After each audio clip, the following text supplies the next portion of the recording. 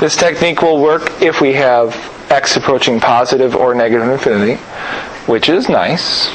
So again, infinity is a concept, not a number, so we can't plug in the symbol infinity and say infinity cubed plus 2 infinity squared, because that would be insane. Instead, what we do is we determine the highest power of x. Notice the highest power is 3. There's an x cubed upstairs and an x cubed downstairs. Whereas in the second example, what would the highest power of x be? 4. Great. So whatever that highest power is, you divide every term by x to that number. So we're going to say the limit as x approaches infinity of, and this is where it gets a little bit messy, x cubed over x cubed. I think I'm going to go a thinner line here. You got to make the sound effects or it doesn't work. Plus 2x squared over x cubed plus 5 over x cubed, so on and so forth. Is it minus? Sorry.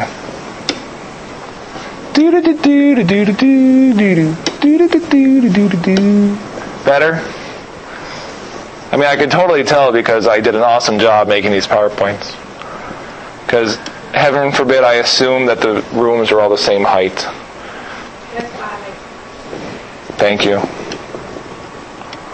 Is there another question? Yeah, on the homework for these examples, like if you look at the example problems, it tells us to take the highest exponent of x in the denominator and then divide by that. Just the denominator? Yeah. It should be everywhere. Are you sure it doesn't? Yeah, I remember reading that rule. If you look at the examples, because it's like, these are like 7, problem like 6, 7, 8, 9. Or something. They may be rigged to be like this example and our third example, because that technique won't work here, per se. So, yeah, it should be highest exponent anywhere. I'll check it out. Well, but yeah, they may be rigged. So, okay. So now we play cleanup. So what is x cubed over x cubed?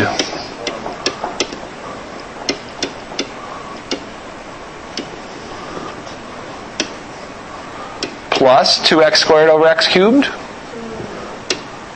Keep going. Yeah. Yeah. Yeah. Way to carry the team. Good job. Now we're not going to do the rules like we did over here of breaking it up and yada yada, because then technically this would turn into 6 limits. How much fun would that be? Say no. Not at all. Yes. So we're just going to go right to it. So anything that's a constant, that the limit goes to that number. So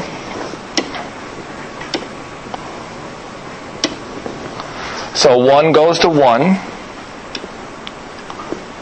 Anything with an x in the denominator, as we previously saw due to that note, those goes towards 0. Very good. So this goes to 0 as x gets really big. This goes to 0 as x gets really big. Is this okay? 5, 0, 0. So in that numerator, what's 1 plus 0 minus 0? Well, the zeros cancel and you get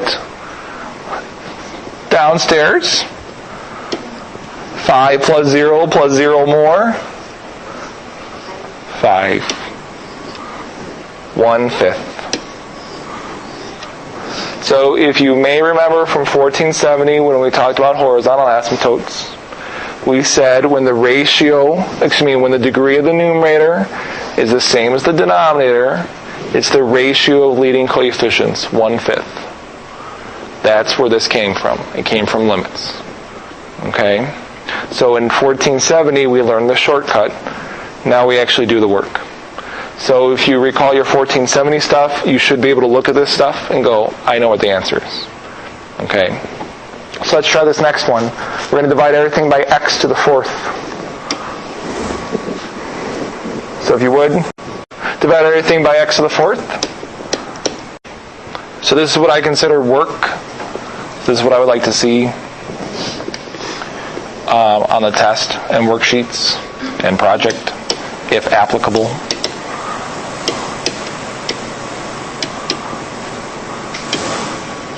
So, oh, I made a typo here.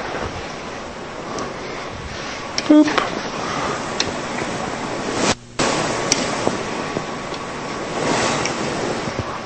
No one has to know. So the numerator simplifies as 1 minus 7 over x cubed plus 1 over x to the fourth. Is that okay? And how about downstairs?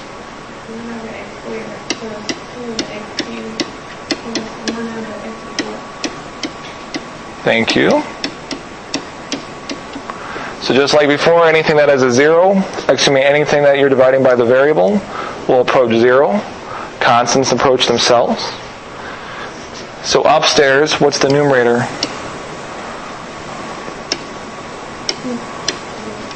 1. Downstairs. And what do we say about this limit? Does not exist. In other words, what happened was we created a vertical, not a vertical asymptote. There is no horizontal asymptote to the graph. The shortcut was if the degree of the numerator is 2 or more than the degree, if the degree of the numerator is larger than the denominator, there is no horizontal asymptote. The limit as x approaches infinity of negative 2x squared plus x all over x cubed plus 1. Try this one on your own. And remember, you have to write the limit as x approaches infinity unless you are evaluating the limit itself. Someone tell me how the numerator simplifies?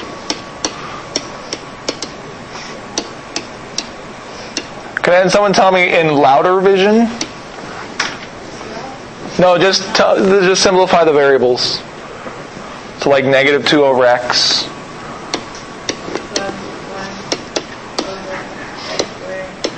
Go ahead. Someone else tell me the denominator. X squared.